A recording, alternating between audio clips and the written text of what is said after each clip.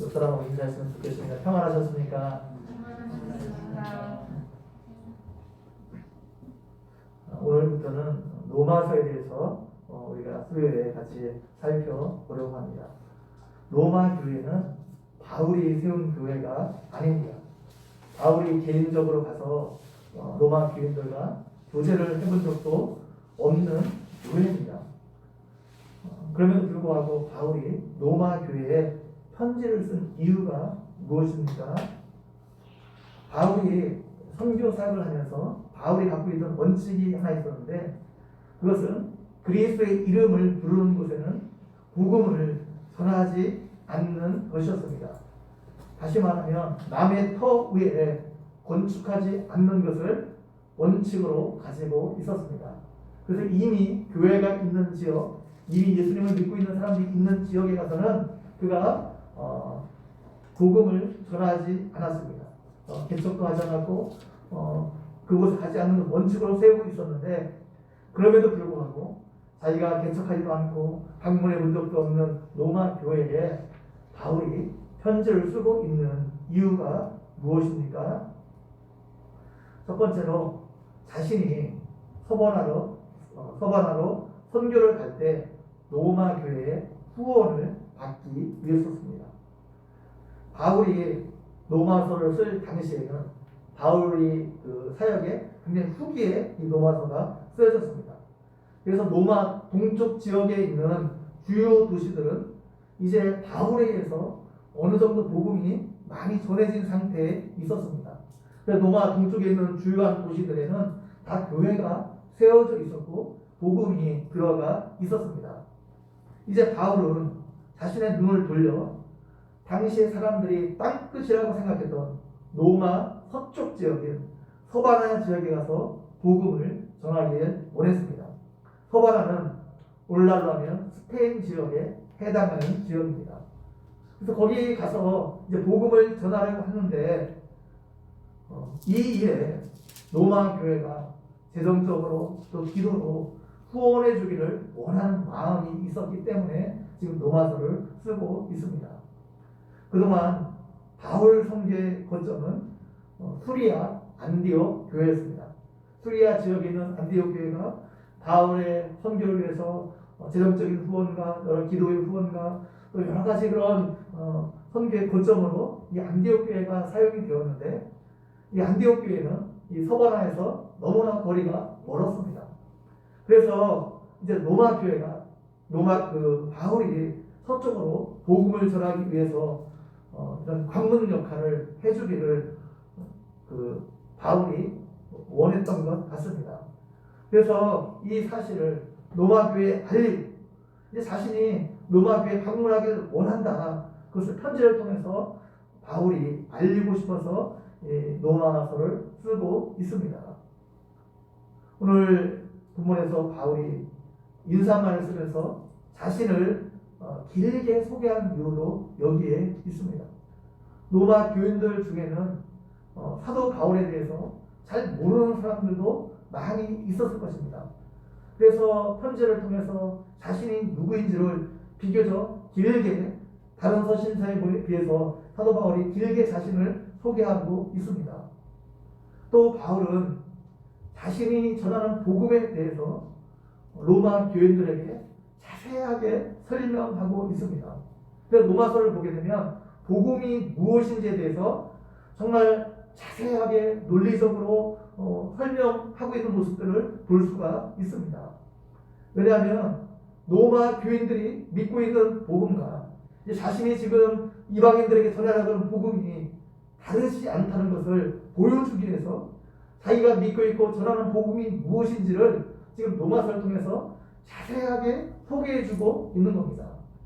그래야지 자신을 알리기 위해서 지금 이렇게 하고 있는 거예요.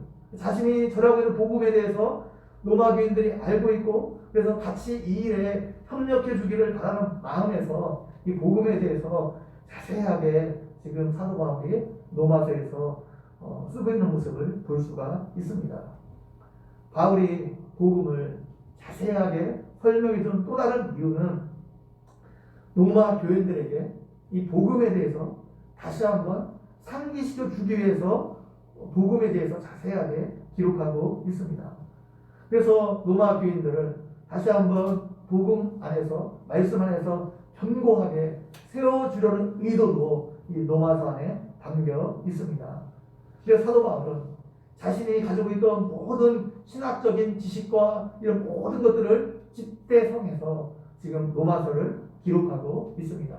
이 로마서가 바울의 좀 후기에 쓰여졌기 때문에 모든 어떤 그 다른 복음, 그 서신서에 있는 그런 복음이 다 종합되어서 논리적으로 이렇게 쓰여지고 있는 모습들을 볼 수가 있습니다. 사도 바울이 로마서를 쓰면서 또 한 가지 염두에 둔 것은 로마 교회의 내적인 상황이었습니다. 당시 로마 교회는 유대인 신자와 이방인 신자 사이에 보이지 않는 갈등이, 긴장이 로마 교회 안에 있었습니다. 로마 교회가 언제 세워졌는지는 정확하게 알 수는 없습니다. 오순절날 베드로의 설교를 듣고 3,000명의 사람들이 회개하고 주님께 돌아왔습니다. 3,000명의 사람들이 세례를 받았습니다. 이때 로마에서 온 사람들도 그 안에 섞여 있었을 것입니다. 그들이 로마로 돌아가서 로마 교회를 세웠을 가능성이 아주 많습니다. 당시 로마에는 약 4만 명의 유대인들이 거주하고 있었습니다. 굉장히 많은 숫자죠. 벌써 이게 거의 기원 후 얼마 안 됐을 때인데 굉장히 많은 숫자입니다. 로마의 당시 인구가 100만 정도 되었다고 이렇게 추산이 되었는데 4만 명 유대인들이 거기에 거하고 있었습니다. 처음에 로마 교회의 주축은 유대인들이 로마 교회의 주축을 이루고 있었을 것입니다.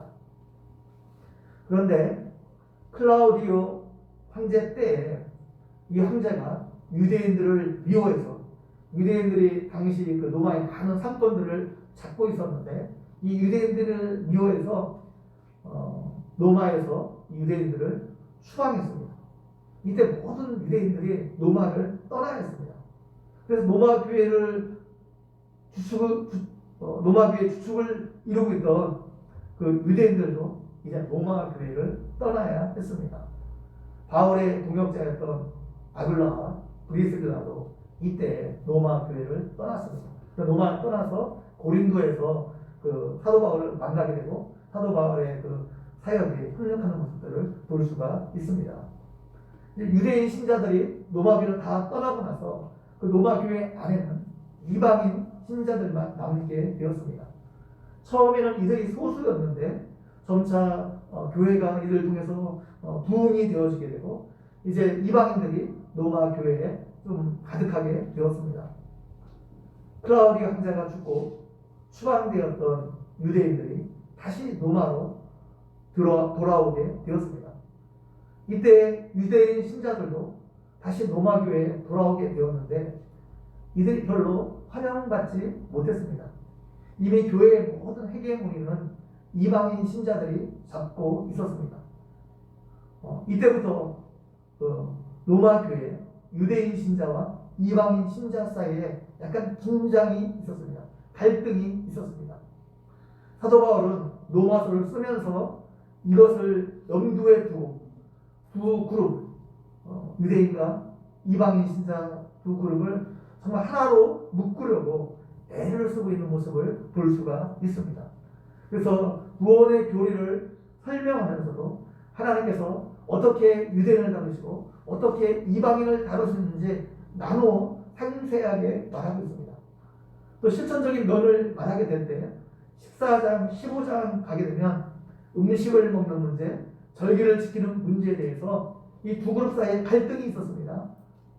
유대인들은 여전히 구약의 정결법을 지키고 있었고 안식일과 절기를 지키고 있었습니다.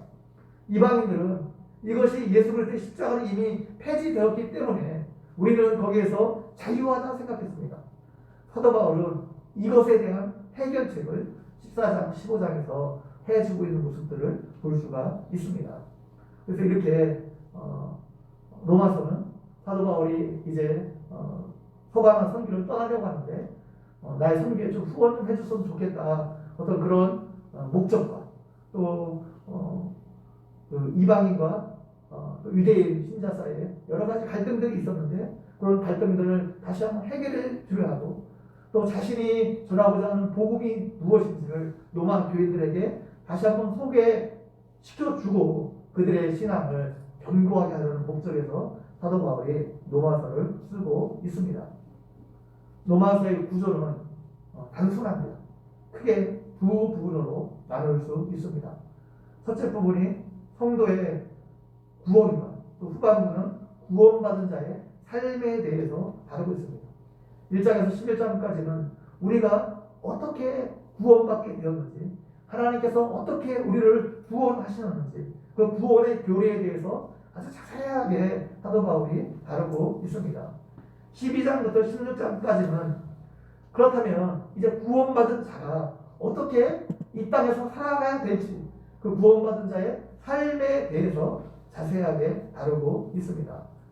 1장에서 11장까지는 다시 두 부분으로 나눌 수 있는데 1장에서 8장까지는 교리적인 부분으로 어떻게 우리가 죄에서 구원받을 수 있는지 어떻게 죄에서 구원받았는지 대해서 다루고 있습니다. 9장에서 11장까지는 민족적인 부분으로 하나님께서 이스라엘 백성들을 어떻게 다루시고 이스라엘 백성들을 어떻게 회복시킬 것인가에 대해서 사도 바울이 하나님께 받은 계시에 대해서 말해주고 있습니다. 이 로마서는 교회사에 굉장히 큰 영향을 미친 성경 중에 하나입니다. 그래서 기독교 교회사에 큰 업적을 남긴 사람들이 이 로마서에 굉장히 깊은 감명을 받았습니다. 영적 거장인 어거스틴, 루터, 칼빈, 웨슬레 같은 사람들이 이 로마서에 정말 깊은 감명을 받았습니다.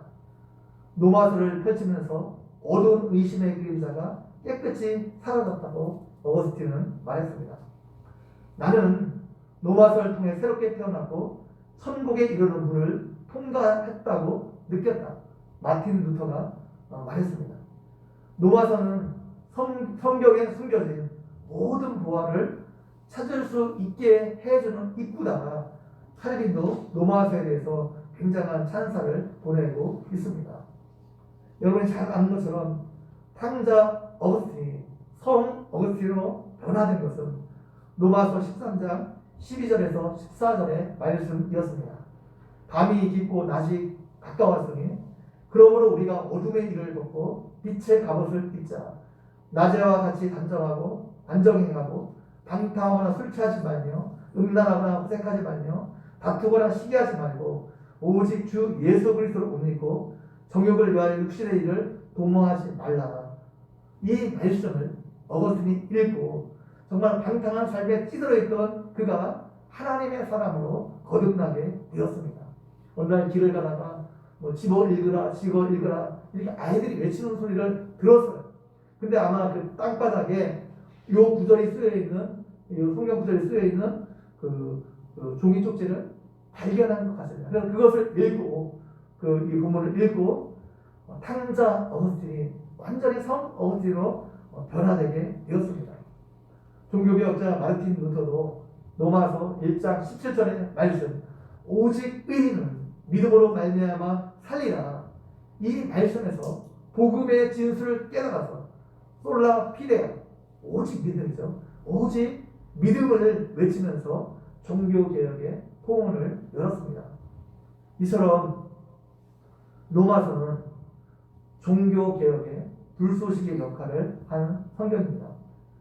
개혁자들은 로마서를 통해서 율법주의 신앙과 그 행위구원에 빠져있는 그 로마 카톨릭에 대항하면서 참된 구원이 우리에게 어떻게 주어지는지를 보여주고 있습니다.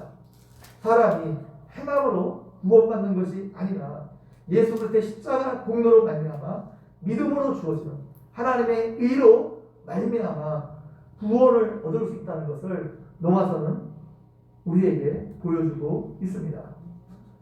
1절에서 사도 바울은 자신을 그리스도의 종이라 소개하고 있습니다. 여기서 종이라는 말은 노예라는 말입니다. 그런데 여기서 종은 단순한 노예가 아닙니다. 구약에서 여호와의 종은 하나님의 전적인 신행과 함께 신적인 권위를 위임받은 지도자에게 주어지는 굉장히 명예로운 호칭이었습니다. 그래서 아무에게나 여호와의 종이라 칭하지 않았습니다. 모세와 여호수아와 다윗이 여호와의 종이라는 호칭을 받았습니다. 그리고 선지자들에게 이 호칭이 주어졌습니다. 사도 바울은 이 여호와의 종이라는 그 의미에 내재되어 있는 그 신적 권위의 주체를 여호와의 종, 여호와 하나님에서 예수 그리스도로 바뀌고 있습니다. 자신을 예수 그리스도의 종이라는 거죠. 그래서 예수 그리스도를 하나님과 동등한 위치에 지금 사도 바울이 이 표현을 통해서 올려놓고 있는 것을 볼 수가 있습니다. 자신이 예수 그리스도의 종으로 부름을 받았다는 겁니다. 또한 사도 바울은 사도로 부름을 받았다는 거죠. 사도는 특정한 일을 위해서 보냄받은 사람을 말합니다. 사자라고 말할 수도 있죠. 우리나라 대사라고 말해도 대사, 특사 정도 이렇게 될 것 같아요. 우리나라에서도 어떤 특별한 일을 위해서 특사를 파견할 때가 있잖아요. 외국에 러시아나 중국이나 미국에 특사를 파견할 때가 있는데 이런 것과 같은 의미입니다. 사도가 그런 것과 비슷한 의미인데 내가 예수 그리스도의 사도로 택함을 받았다는 거예요. 따로 세움을 받았다는 거예요. 따로 세움을 받았습니다. 왜 사도로 택함을 받았습니까? 하나님의 복음을 위해서 내가 사도로 따로 세움을 받았다는 것. 오늘 본문에 나오는 가장 중요한 단어 중에 하나가 복음입니다. 복음. 그럼 복음이 무엇입니까? 복음이 복된 소식이죠. 좋은 소식, 기쁜 소식, 복음. 헬라어로 유함겔론입니다. 여러분 잘 아는. 그래서 이 복음은 좋은 소식인데 적국과의 전쟁을 할 때 성 안에 있는 사람들에게 가장 좋은 소식이 어떤 소식입니까? 전쟁에서 이겼다는 승리의 소식입니다. 그래서 헬라인들은 그들이 생각하는 복음은 전쟁에서 승리하는 거예요. 전쟁에서 이겼다는 소식입니다. 당시 로마 제국이 세계를 다스리고 있었는데 로마 제국 사람들은 그 나라를 다스릴 왕이나 황제가 태어나게 될 때 그 소식을 복음이라 말했습니다. 로마인들에게 있어서 복음은 왕이나 황제가 태어나는 것, 그것을 복음이라 생각했습니다. 그런데 사도 바울은 복음에 대해서 설명하는데 선지자들 통해서 그의 아들에 관해서 성경에서 미리 약속하신 것이라 말하고 있습니다. 복음을 설명하는데 그의 아들에 관한 것이에요. 그의 아들은 뭐예요? 하나님의 아들입니다. 하나님의 아들에 관한 것이 복음이라는 거예요. 좋은 소식이라 말하고 있습니다. 사도 바울은 자신이 전하는 복음을 유대적 배경에서 설명하고 있습니다.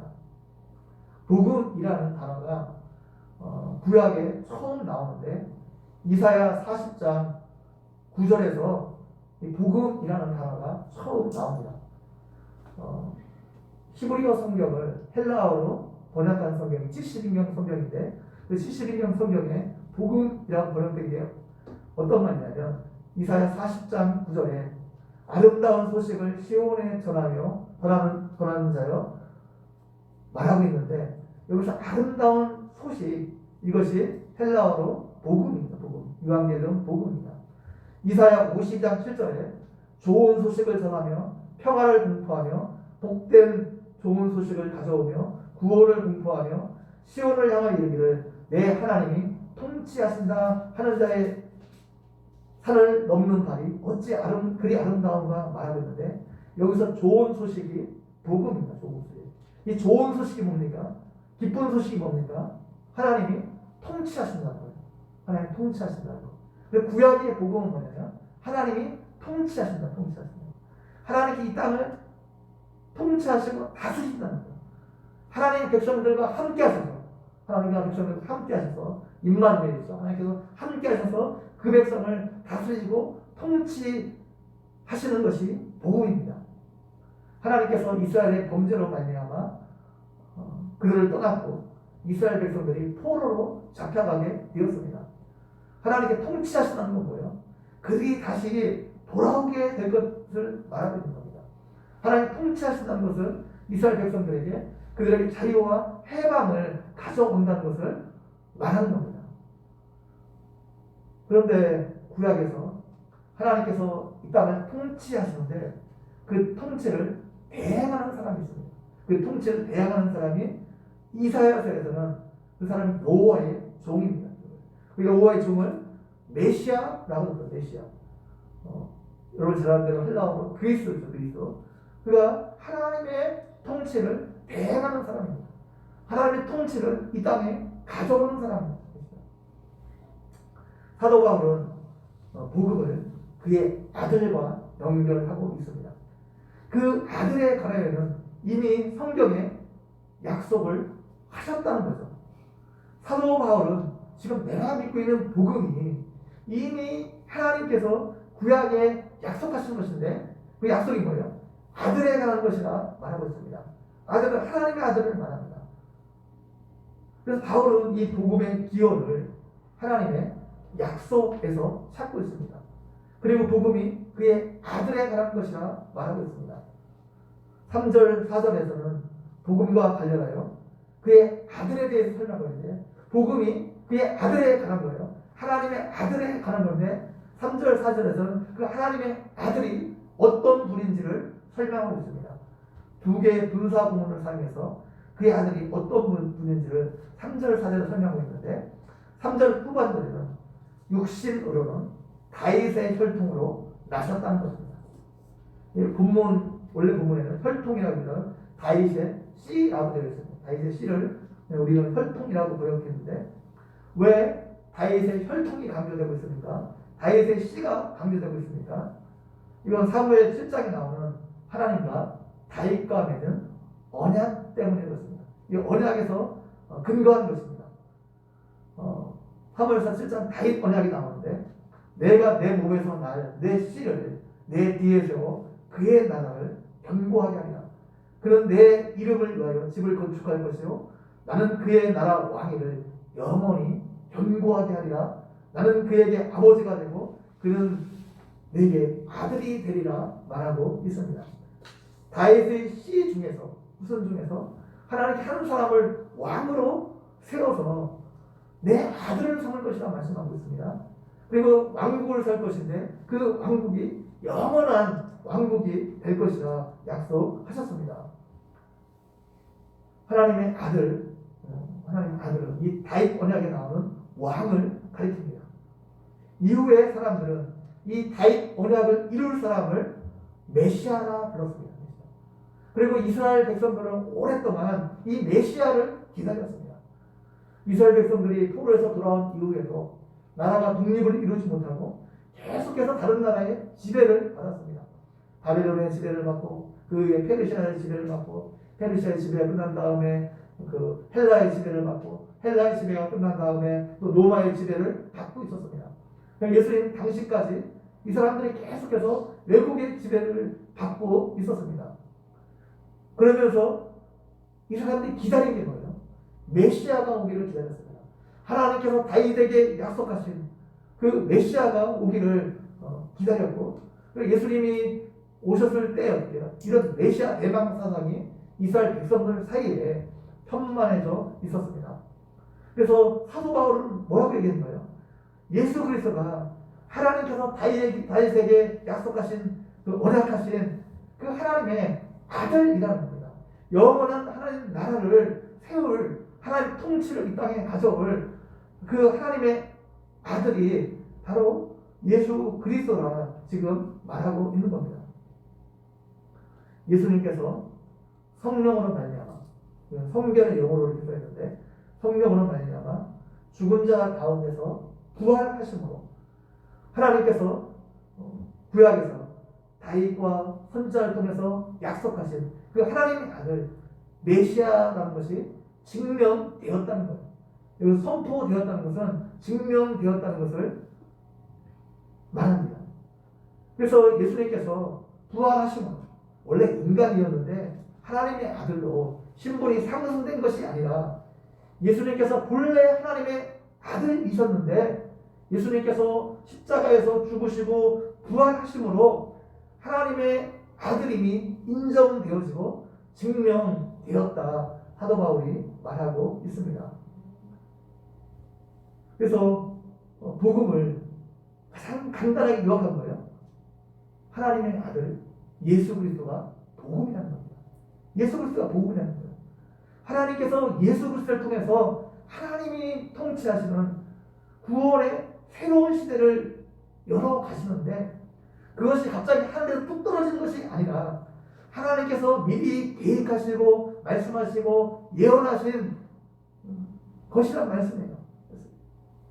예수 그리스도께서 다윗의 혈통으로 육신을 입고 이 땅에 오셨습니다. 그것도 가장 낮은 곳으로 오셨습니다. 그리고 우리의 죄를 위해서 십자가에 달려 돌아가셨어요. 우리가 죄로 말미암아 우리가 죽어야 되는데 우리를 대신해서 예수님께서 십자가에 달려 죽으셨습니다. 그리고 죽으신 지 사흘 만에 부활하셔서 하나님의 아들이심을 증명하셨습니다. 그리고 하늘에 승천하셔서 지금 하나님 우편에 앉아 계십니다. 하나님 우편에 앉아 계시다는 것은 예수님께서 통치하고 있다는 거예요. 예수님께서 온 피조물뿐만 아니라 보이는 세계와 또 눈에 보이지 않는 모든 세계를 지금 만왕의 왕으로서 통치하고 계시다는 거예요. 그리고 때가 되면 예수님께서 이 땅을 심판하시기 위해서 다시 이 땅에 오실 것이라는 말씀입니다. 이것이 복음이라는 거예요. 예수 그리스도에 관한 것, 예수 그리스도의 사역, 이것이 복음이라는 겁니다. 왜 이것이 복음입니까? 이 예수님을 우리가 믿고 마음에 믿고 영접하면 구원을 얻습니다. 우리의 모든 죄가 사함을 입고 예수님을 믿으면 우리의 모든 죄가 사함을 받고 하나님께서 우리를 의롭다 인정해 주셔요.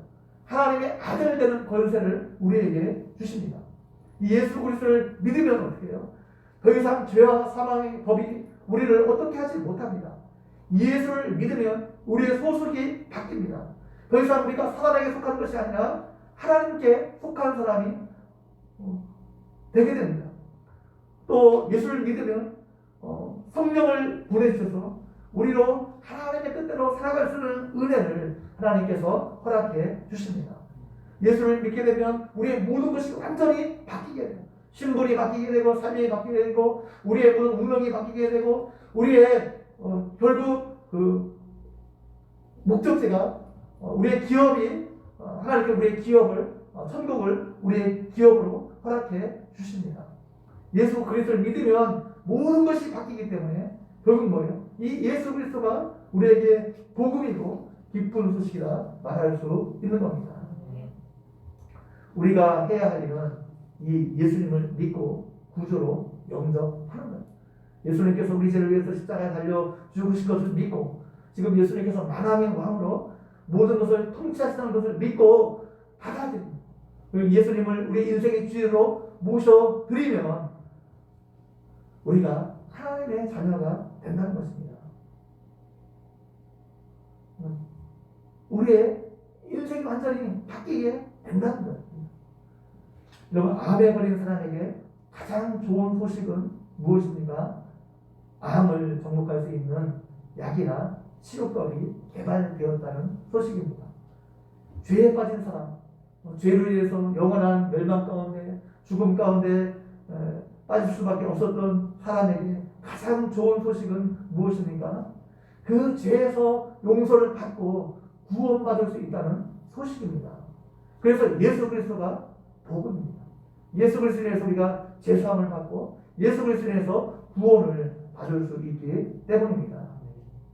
이 복음을 이방인들에게 전하기 위해서 사도 바울은 자신이 사도로 택함을 받았다 말하고 있습니다.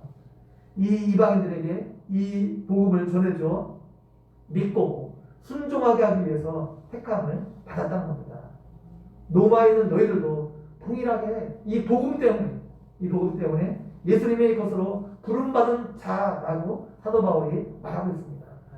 너희들이 믿고 있는 복음과 내가 지금 전하는 복음이 다르지 않다는 거예요. 이제 내가 서머나에 가서 복음을 전하라고 하는데 너희들이 좀 도움을 주었으면 좋겠다. 지금 이런 의도에서 사도 바울이 로마서를 기록하고 있습니다. 우리도 이 복음을 듣고 순종함으로 듣고 믿어 순종함으로 하나님의 자녀가 되었습니다. 하나님의 은혜로 우리가 하나님의 자녀가 되었습니다. 사도 바울이 로마 교인들에게 다시 이 복음에 대해서 말하고 있는 이유가 무엇입니까? 그들에게 하나님의 은혜를 다시 한번 일깨우기 위해서입니다.